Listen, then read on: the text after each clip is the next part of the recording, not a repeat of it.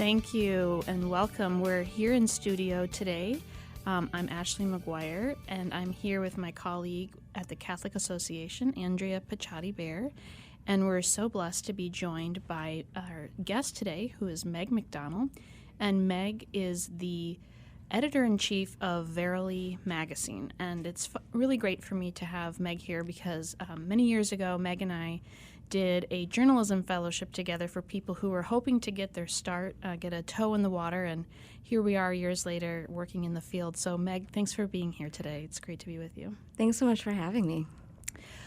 Meg, I introduced you as the editor-in-chief of Verily magazine, but I'm not sure how many of our listeners will know what that is. Tell us a little bit about the magazine, what's your mission, and how is it that you came to be its chief editor? Absolutely. So Verily magazine is an online women's lifestyle and cultural magazine with the tagline, "Less of who you should be, more of who you are." So we were started in 2012 by a group of friends in New York City. So these women really saw a dearth of quality women's media that was relatable and authentic and actually helpful and good for women. And so they started out as a print magazine. So there were several issues of print before they switched to an online platform, which is where we primarily are. And every day we put out content that's really meant to edify the lives of women and to, I would say, strengthen their core of understanding that the world really needs more of who they are today. Well, that's a wonderful mission. And, I have to say now I'm the mom of an almost 7-year-old. And when we are in the checkout line at grocery stores, I frequently have to turn around magazines because she can read and she can see what's on the cover of these magazines, and both the images and the words. Mm-hmm. And so there's just such a need for healthy content for young women. How has it been sort of competing with that marketplace? Are you finding there is a market for what it is that you're producing? Yeah, something we're finding a lot with our readers is exactly what you're talking about, a frustration about the representation of women in the culture, and then also a real fatigue that the media just really pushes this more of like how you should be thinner, you should impress, someone in the bedroom and impress in the boardroom, and, motherhood is not valued and marriage is not valued. And they're really, what we know from social data and just from the experiences of our readers is a desire for a publication that tells them the exact opposite, that says you are enough, your values are good, your desires are good and true, and you can actually reach them. And there's a path forward for you. So I think the best feedback that we love to hear from readers, that we hear often, is reading Verily is sort of like the feeling of when I shut the door at the end of the day and I can breathe deeply and say, okay, like I can do this. So we hear that a lot from readers, and I think, we're growing in that regard. That's great. Meg, this is Andrea. One of the things that I thought was really cool was your policy on the use of Photoshop. And being someone slightly older, significantly older than the two of you, and confronting gravity, I really appreciate the fact that you want to lift up true woman's beauty. And I wondered if you could explain a little bit about the policy and how people have responded to it. Absolutely. So the no Photoshop policy was started in the print days, and it really set Verily apart as a leader in the industry. At the time that it was started, the industry was really facing the industry being media, fashion, even corporate brands were facing an onslaught of criticism about how severely they were Photoshopping women, to the point that it was, they weren't even like human proportions and the way that they would Photoshop.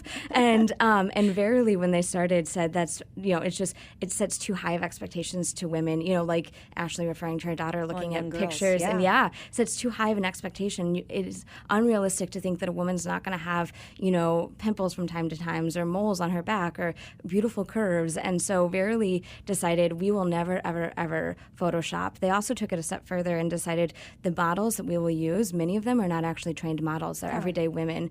And so that's... their beauty's real. real. The beauty is real. The beauty is authentic. And so that's really our hope, is so that a young woman could look into our publication and see this is achievable. That looks like me. They dress like me. They, my moles or my pimples or my freckles are not defects that I need to somehow filter out. So we're not currently at print. We're trying to get back to print. And when we get back to print, we will continue with the no Photoshop. But in far as our Instagram and our images online, we're very strict about filters, and we're strict about really picking the more relatable images versus the highly photoshopped or highly filtered images for those very same reasons. You've mentioned Instagram and other social media outlets, and one thing that I've noticed about Verily is the way you engage social media. What have you seen as the most sort of effective ways to get your message out through social media?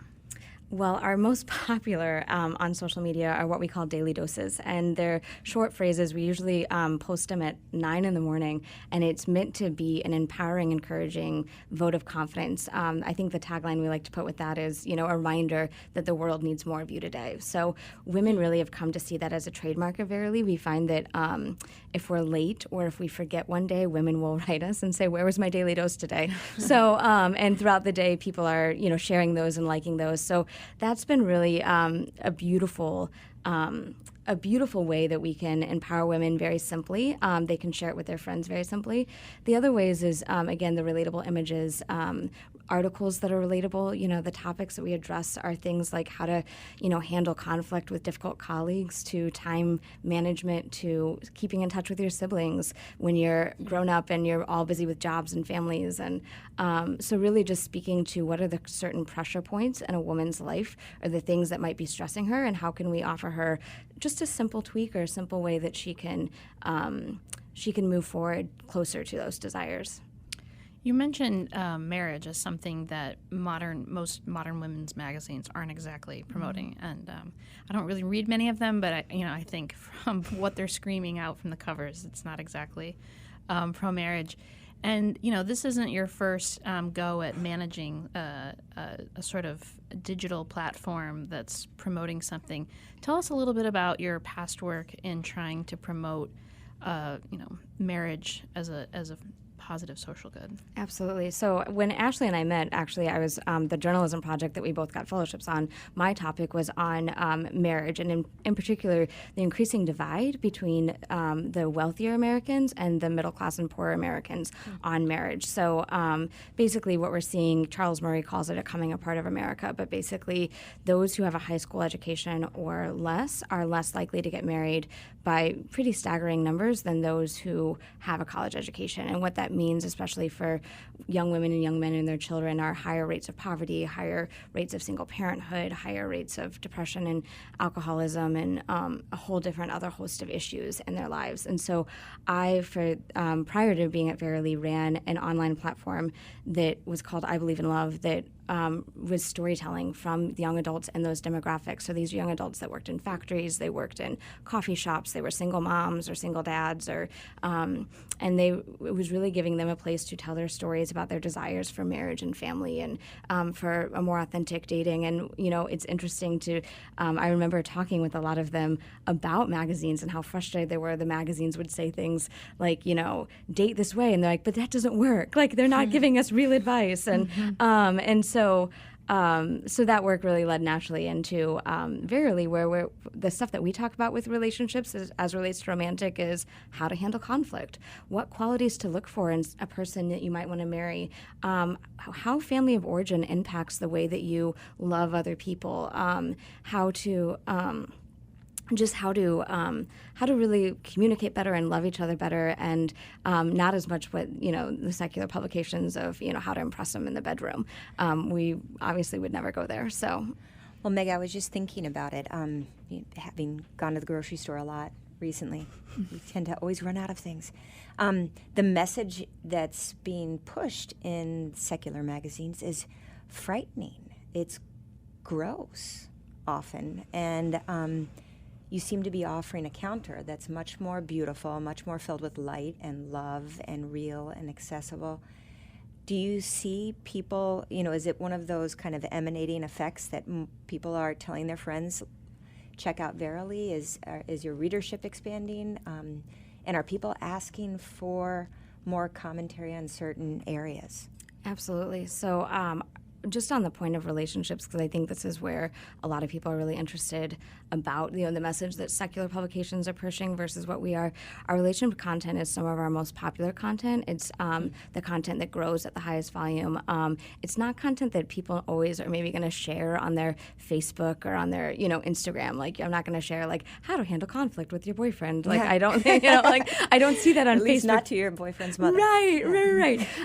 But it is shared one-to-one with women. So it is shared a lot. We hear a lot of like, oh yeah, my girlfriends have a text exchange and we're constantly sharing Verily articles, or we're constantly, hey, check out this article. And that is the organic growth that we're seeing at Verily a lot, is this sort of this sort of just like one-to-one sharing of like, oh, I hear that you're, thinking about this. Check out this article I saw in this publication, and you should really read them for more tips. But then I think also, there's a lot of just searching online. People talk about Google being, the largest search engine. People search about things related to relationships, and they come to Verily.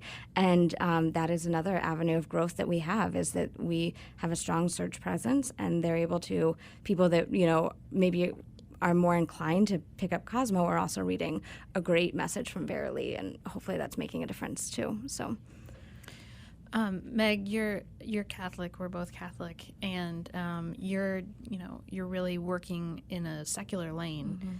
Mm-hmm. But how does your faith inform the way you think about these issues? And for listeners who may or may not be Catholic, what do you see as the way the Church informs or can inform our thinking about womanhood in a culture that's so sort of, what's the word I'm looking for, hostile or misunderstands authentic womanhood and authentic beauty? Mm-hmm, absolutely. So as it relates to the first part of your question of how my faith responds, I've, since a young age, always really been compelled by the belief that the Catholic Church doesn't, things aren't true because the Catholic Church teaches it. The Catholic Church teaches it because it's true. And so being in a secular realm, that's really, or working in a secular realm, it really helps to be able to know, like, there are truths, and we can teach those truths in ways that are accessible to those who don't share the faith that we share. And that's powerful and good, and this truth is for them too. It's not just for me as a Catholic, but it's also for them as well. So in that way, it feels very natural. To the second point about the authentic womanhood and beauty, and I think that if you lined up 10 women and asked them what their womanhood means, you're going to get some similarities, and then you're also going to get a lot of differences. And I think one of the things Verily really strives to do is to capture that, diversity of thought. So the shampoo that works for curly hair is not going to work as great for straight hair. And so when we curating products, this is a basic answer. When we curate products, we're going to curate for multiple types of hair. Mm-hmm. But similarly, when we talk about communication styles, how an introvert communicates, how an extrovert communicates are different. So we're going to talk in different ways. And so I think that how the church, if you look at the church in that way of the diversity of women, look at the doctors of the church. Teresa of Lisieux was very different than Catherine of Siena, and she was very different than Teresa of Avila. You see a diversity of the type of womanhood and the type of strength that these women had. So there's space for all different types, and it's about helping women to see there's not one prototype. There's a wide variety. Meg, you just reminded me that I have girls who have very different hair types. And probably it's not fair to them to just put one big, huge container. But also that you're absolutely right. The teaching of the church really does look at the person. And maybe one of the challenges that we've been struggling is we're thinking of women as this kind of amorphous entity rather than so unique and so specific to each individual woman with so many shared qualities, but something that makes us kind of beloved and delightful in God's eyes for our own uniqueness. I was driving my daughter, and an ad for Palm Beach Tan came on, and their tagline is "A better shade of you." And they try to walk the line. They try to be Verily and be all like, "You're beautiful, but really you need to be more tan." And my daughter was listening to it, and I kind of wasn't paying attention. And she's like, "I don't need to be a better shade." And I was like, "That's right." Yes. And, but it made me sad because I thought, how soon till that confidence really starts to fade, because the messages, it's just an endless barrage. So I so appreciate the contribution of Verily, and I hope that our listeners will seek it out. Where can they find it? Is it a website? Yeah, absolutely. The website is verilymag, Verily mag.com, and we're also on Facebook, Twitter, and Instagram. Well, I would encourage each and every one of you to check it out and encourage the other women in your life to do the same. And thank you, Meg, for joining Andrea and I today, and we wish you the best. Thanks so much for having me. Congratulations, Meg. Thanks so much. And we're going to head to a break.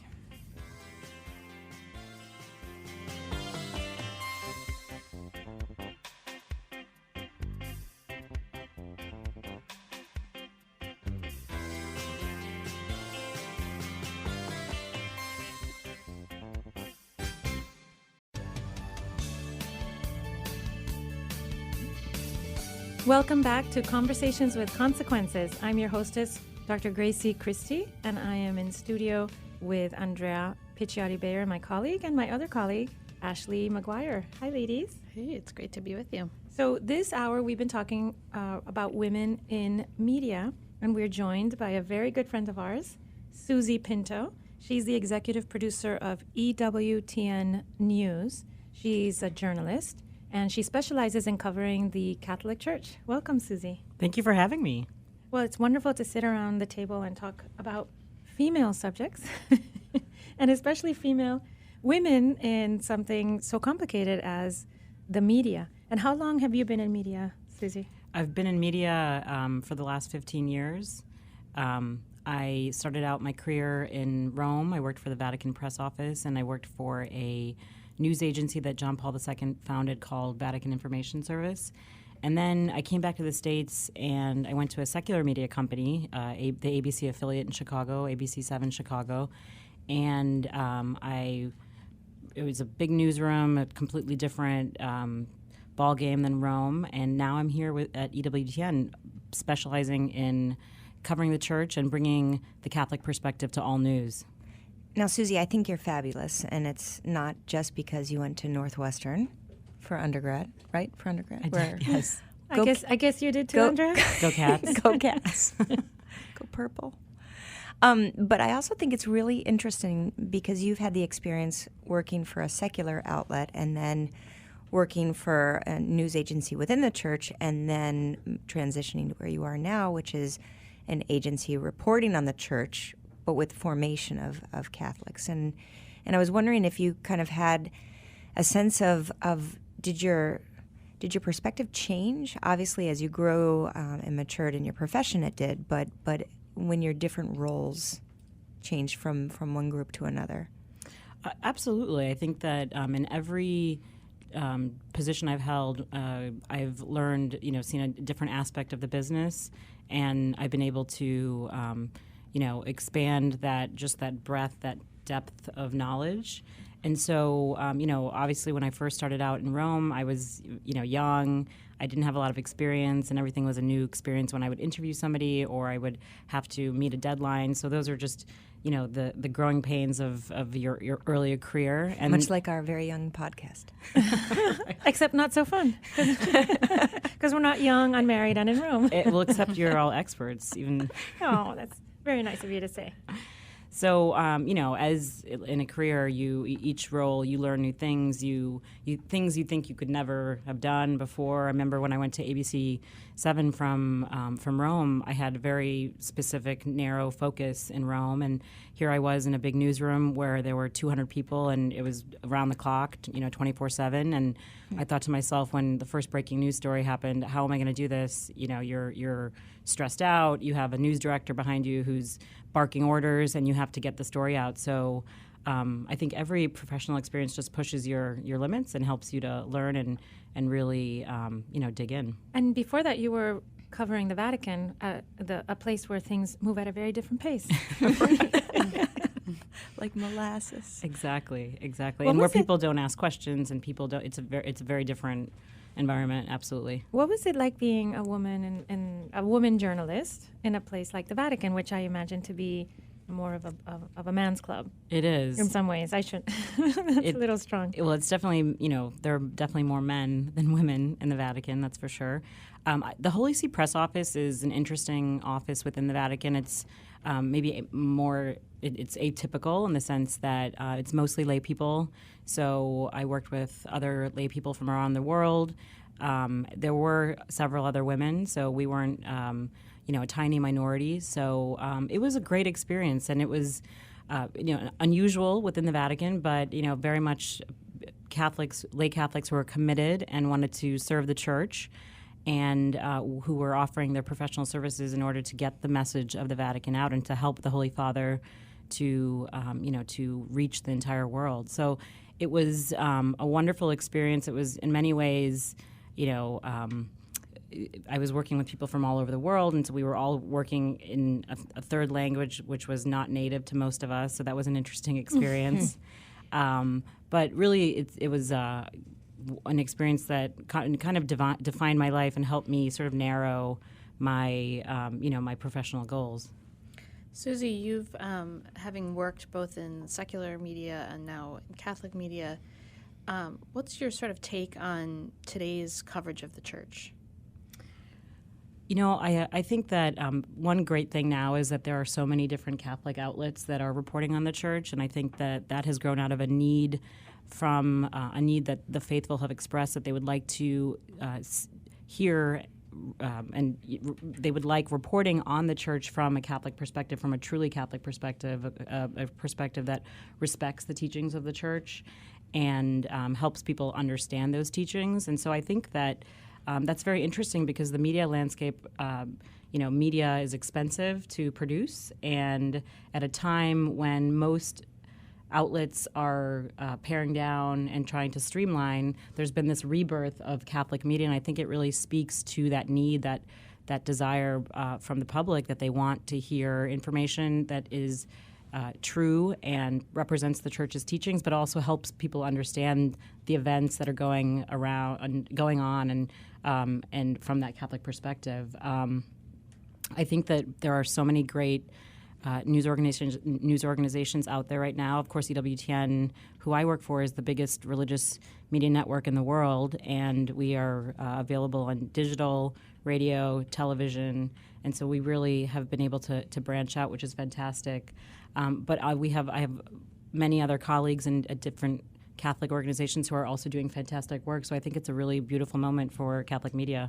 Susie, you are you kind of developed EWTN News Nightly, and I was wondering if you could talk a little bit about how not to fall into the trap that most news shows are doing, which everything is a frenetic breaking moment. How do you keep kind of yourself and your viewers and listeners grounded and offer them a chance to dig deeper, and to not be chasing a story, but actually kind of absorbing and contemplating the stories? Because I think that that's something that I've noticed in the work that you've done is stands out. Well, EWTN News Nightly was born out of a desire to get to report on all the news, but get from a Catholic perspective. And I think from the very beginning, we were very conscious that we did not want to just churn the story out. We wanted to provide some depth and some context there. Susie, let me tell our listeners, in case they don't know, that EWTN News Nightly is a TV show, a nightly TV show filmed here in D.C. from the Catholic perspective, but it's TV. It's TV, exactly, and it airs. Lauren Ashburn is the anchor. She's a fantastic anchor who's really digging into public policy issues and how they intersect with Catholic social teaching, and you can hear it at 6 and 9 p.m. Eastern every night, Monday through Friday. So so the show was really born, it was conceived with this idea that we want to give more depth and context to the everyday news agenda. And I think that one major thing for me, at least, when we first started the show was to remind our team and our reporters not to fall into groupthink, and that just because everyone else is saying it or reporting it doesn't mean we have to do the same. And we have the luxury of we have the luxury of being able to choose the stories that we cover, and talk to people who are outside of the regular, not just the political newsmakers here in D.C., but other people who have come from a Catholic, background and can help us to understand these issues in the light of our faith. It's really interesting. Earlier in our episode, Ashley and I had a chance to speak with Meg McDonnell, editor-in-chief now at Verily, and she was saying a similar thing. Obviously, Verily has a different purpose and a different audience in some respects, but being able to offer something more profound, go deeper than what is kind of out there in the mass market, and provide everyone a chance, your viewers a chance to just kind of mull things over. And I think that they're desiring. People want more. People want to be challenged and want to be informed in a way that isn't so kind of breaking. Let me remind our listeners that they're listening to Conversations with Consequences, and we're talking to Susie Pinto, Executive News Director from EWTN, and we're talking about women in media, Catholic women in Catholic media at this point of the conversation. When you were, I feel, so I've watched EWTN News Nightly for a long time, and I feel that the current president, the current administration, that when this administration started, it sort of turned the media a little bit up on its head. Like maybe before that, there was a sort of Catholic media I'm talking about. Well, the other media too, more maybe. Yeah, I think the entire all the of entire the world, media. All media. Okay, but it affected Catholic media differently. Well, I think that it presented a very interesting sort of conundrum, because on the one hand, the president is doing a lot of things that help that support life, and in terms of religious liberty, and giving passing a lot of legislation, or not passing, but signing legislation, and promoting values and issues that are important to religious voters. But at the same time, there are also obvious conflicts in terms of just moral teaching. So I think it's a very interesting time to be Catholic in D.C. and to be in the world of politics. How does how do you think EWTN manages that?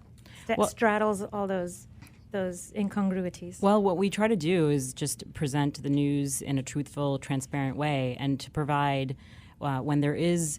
When the church does provide some, a clear teaching that will help illuminate some of the public policy issues, we try to really highlight that teaching. Sometimes our news, it's a Catholic intersection with a capital C, and other times it's a lowercase c, which so maybe that means in a story you provide a more humane approach, or you look at the dignity of the human person and you try to put that at the center of the story. So while not every public policy issue has to deal directly with Catholic moral teaching, many times our faith has a lot to offer and can really help us look at an issue and make sense of it.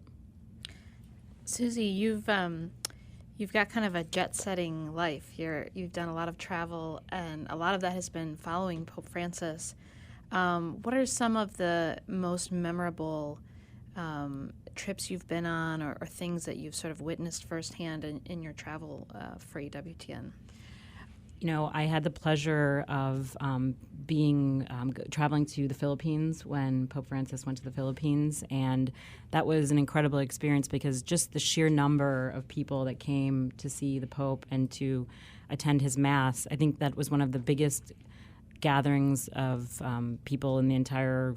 How many people are we talking about? I think there were about 6 million people who came to in one Mass. In one Mass, and imagine being That's amazing. Imagine being in that crowd and having to cover it, but also just navigating seas of people and well-wishers. And what about the time that you went to Cuba? Because you passed by Miami and visited me on the way to Cuba. I did. That must have been a tremendous trip. That was a tremendous trip. That was a fascinating trip. It was. We had the opportunity to talk to so many Cubans, and that was difficult because a lot of Cubans didn't want to speak they were afraid to speak openly. So it was a trip that was in many ways bittersweet, because while they were so happy that the Pope was coming, they clearly are suffering, and many people felt that they couldn't express their true opinion, or couldn't actually come to see the Pope. People who were political dissidents. Didn't you visit a famous dissident? Yes, Dr. Oscar Bisset. Oh, yeah, he's wonderful. And who was not allowed to come to the Mass. And He's a doctor that refused to perform abortions. Correct? Yes, exactly. And spoke up for the dignity of human beings in Cuba, and has spent years in jail and being tortured. Yes, exactly. And at the time, he was pretty much under house arrest when I interviewed him. So there was that juxtaposition, great joy at having the Holy Father in Cuba, and of course a great Catholic tradition, but which has been in many ways destroyed by the communist regime there. Mm-hmm. Susie, one of the things that I most enjoy about Pope Francis is his South American character. And being a Spanish speaker like Grazie and like you, there are things, even when he's speaking not in Spanish, that I can hear a cadence that's unique to his background as an Argentinian. And I was wondering if you experience the same kind of, there's something clever in how he puts phrases together, how he engages with people, and not just when he's making trips to Latin American countries, but also here. And maybe you have the same observations. Absolutely, absolutely. If you do speak Spanish, you can hear that. When he speaks Italian, there's a lot of people in Italy call it, Spitaliano, like the Spanish and Italian, or Spagnolo.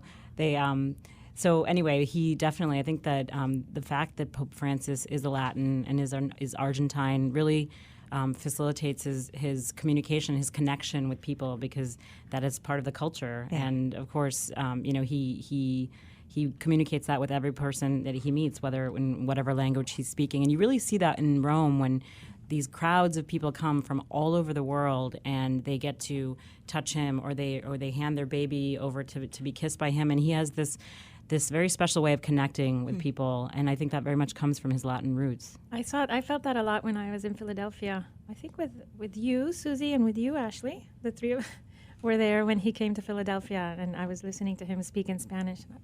It was a little shocking in Philadelphia. He went off the cuff. He went off the cuff, right? Yeah. I don't mean shocking in a bad way. I mean, it was a shock to hear him be so colloquial and warm. And that, I think you're speaking about when he was talking about family life. Yes, that was a great talk. And that was a beautiful talk, because he really understands the challenges of family life. I mean, and I remember him talking about throwing plates. We throw plates all the time. And how important it is to throw plates. He said, tiren los platos, throw the plates. Y después lo recogen.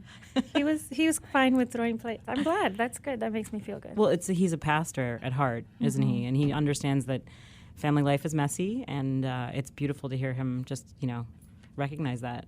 What's really great is that a lot of non-Spanish speaking or non-Latino people are responding to his engagement. And I think that it's shocking, right? Because it's not what we're used to in the buttoned-up past, but it's really bringing people closer and seeing the church kind of as part of a family, an extended family that's comforting, that's encouraging. And bringing this back to journalism, Pope Francis can be a journalistic, a Catholic Surprise. Journalistic challenge, right? He is, because he's constantly making news, saying interesting things, saying controversial things. I was recently in Rome, and the Vatican beat is one of the most difficult beats. It always has been traditionally, but I would say even more so under this pontificate, because there is just so much activity. There are so many different themes and topics that he's talking about. So it's a breakneck speed over there.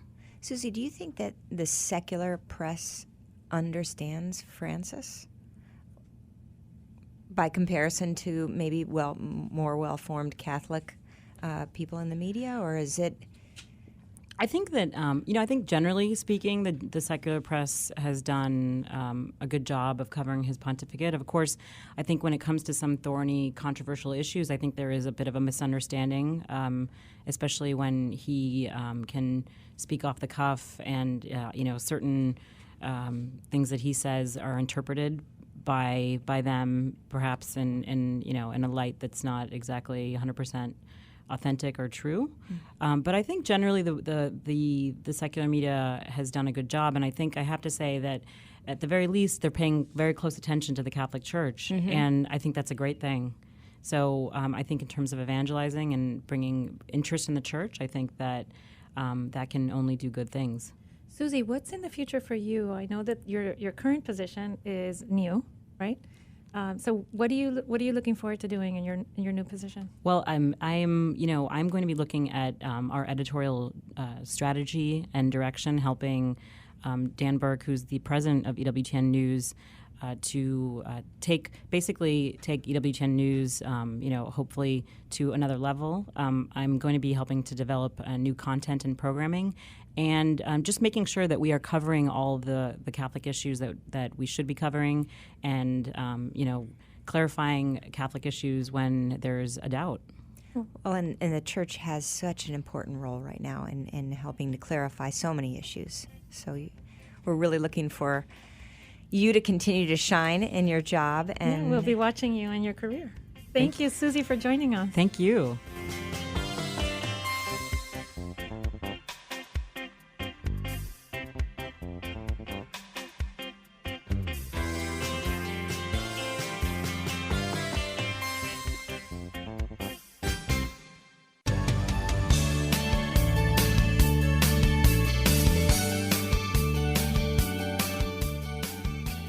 Every morning, the Catholic Association reviews all the latest news and sends our subscribers a carefully curated collection of the most important news of the day. Items are specifically selected for a smart Catholic audience like you. Don't let the world take you by surprise. Subscribe to our daily media roundup at thecatholicAssociation.org. So today, I've chosen 2 clips from our daily clips, and they're both from the Wall Street Journal by chance. But the first one is from June 30th, 2019, Church, School, and the Supreme Court.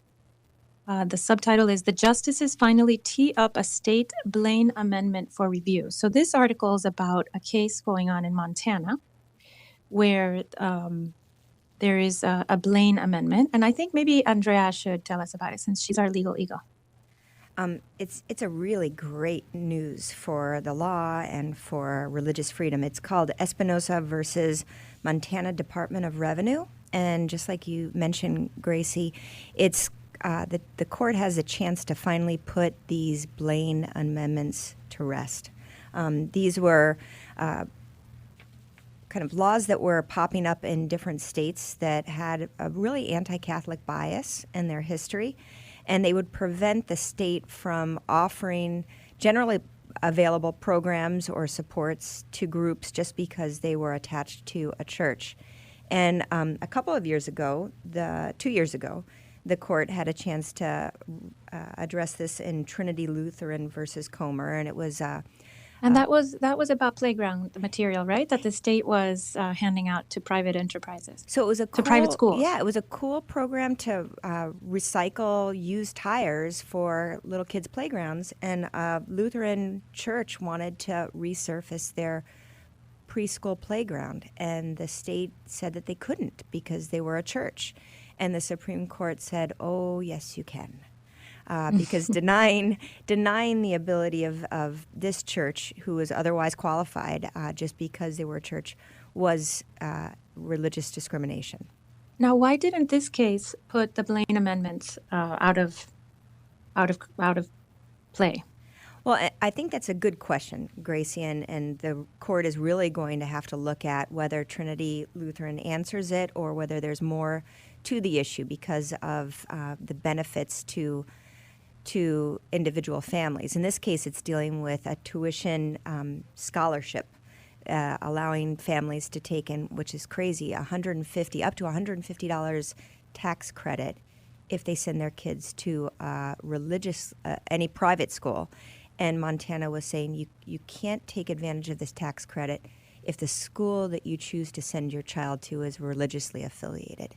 And both of us... When I was reading this article, it made me. I was thinking back to when we were talking to Mary Hassan about her book, and Teresa Farnan's book, Get Out Now, about the horrible state of public schools. I mean, the way that public schools are really failing students and also indoctrinating them in things that as parents we find reprehensible, right? Certain sexual ideologies and all that.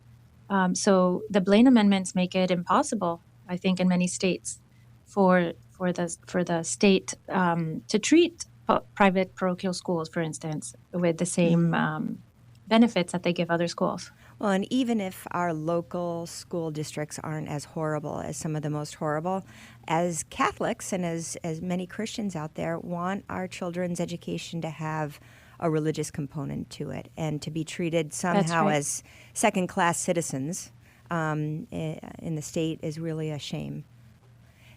Well, we only have 1 minute left, but let me go to the second article that we picked out of the clips, and that's also from the Wall Street Journal. And it says Vatican, it's from, July 1st. Vatican hits back at attempts to break confession secrecy.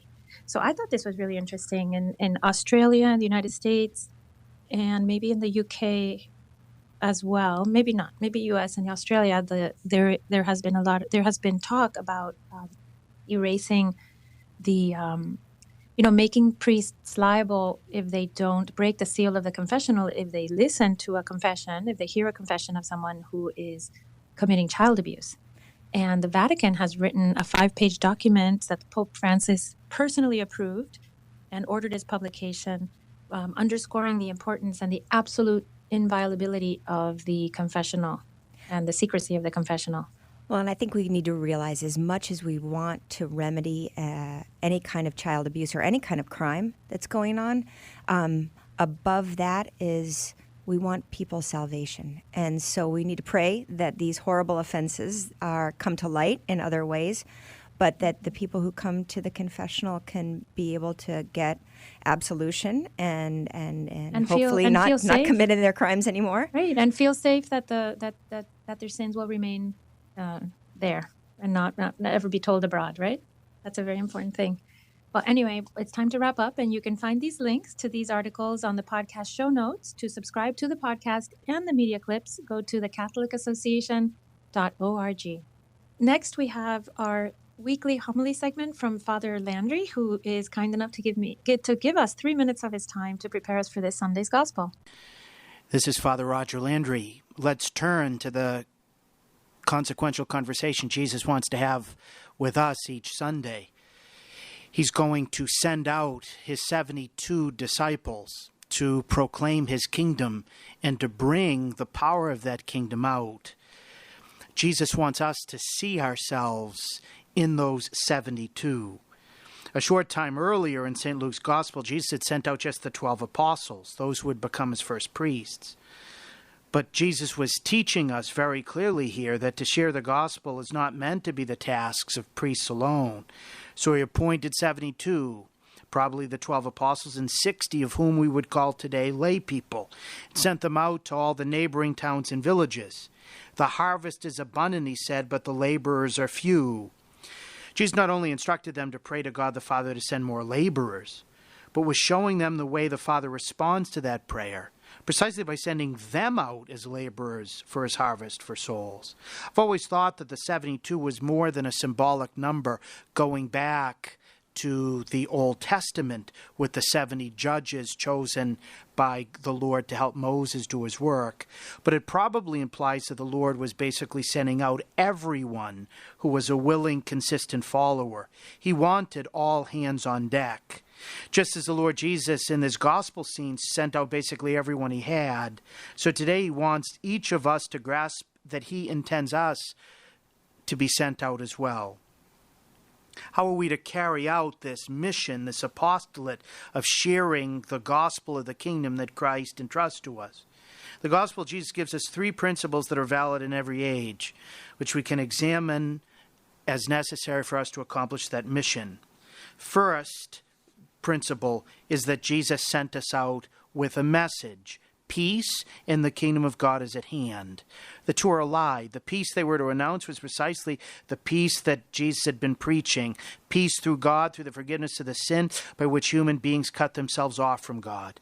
And the way into that peace is to enter God's kingdom, to allow the Lord to be the king of our thoughts and actions. So they were supposed to be heralds of the joy that comes from peace and reconciliation with God, which has an enormous potential to attract others who are so obviously not at peace with God and others. Second, Jesus sent us out with a certain packaging for that message. As lambs in the midst of wolves, not wolves in the midst of lambs. We were sent out to propose the gospel in a compelling way to others' freedom, not to impose anything. We were to proclaim the gospel with confidence, but also with meekness. We were not called to proclaim it with the force of weapons or the power of threats, but with the persuasive power of our faith, goodness, and holiness.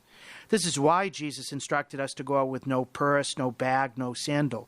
How could we possibly proclaim effectively the kingdom of God is at hand if we were also trying to increase the size of our purse and build a kingdom of our own, or if others suspected us for doing so?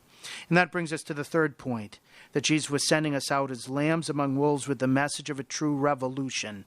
We've heard the words, the kingdom of God is among you, so many times that perhaps they no longer startle us. We need to think back to the content.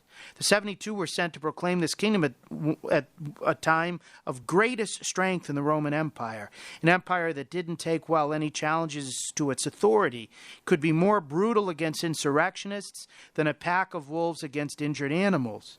In the midst of this Roman dominion, the 72 ordinary disciples of Christ were commissioned as ambassadors of a different kingdom, of a different type of allegiance, the kingdom of God. The two kingdoms didn't necessarily conflict, as Jesus himself pointed to when he said, give to Caesar the things that are Caesar, and to God the things that are God. But he also said that when there was a conflict, we were to seek the kingdom of God and God's righteousness, and everything else would be given to us besides. Jesus' disciples in every age are sent to proclaim the priority of the kingdom of God, a priority we are supposed to be modeling and not merely mouthing.